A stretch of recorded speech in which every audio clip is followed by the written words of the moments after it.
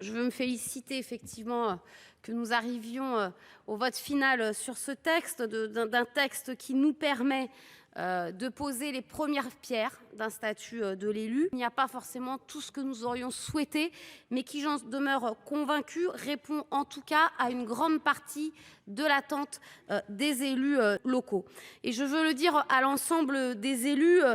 mais plus largement à toutes celles et tous ceux qui s'interrogent ou qui vont s'interroger dans les années qui viennent sur la possibilité de devenir élu. C'est un statut qui vise à protéger, qui vise à sécuriser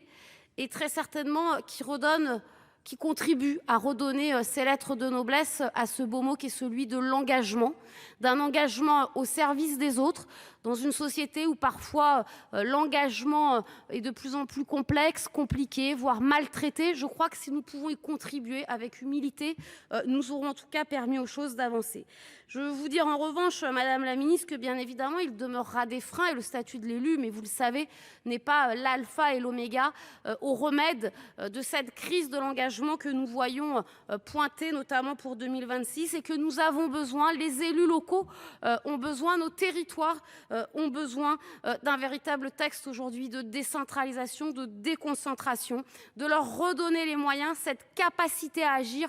tant dans la facilité qu'avec des moyens pour pouvoir justement toujours répondre, mieux répondre aux besoins de leur population et de pouvoir construire avec elles les réponses et les services dont celles-ci ont besoin. Enfin, et dans le respect bien évidemment de la séparation des pouvoirs, je veux vous dire, Madame la Ministre, c'est un texte qui est signé par Madame la présidente de la délégation aux collectivités territoriales, le premier vice-président du Sénat, le président de la commission des lois, l'ensemble des présidents de groupe et une très grande partie de l'ensemble de nos collègues. Nous souhaitons donc ardemment et sans en douter que ce texte se poursuive,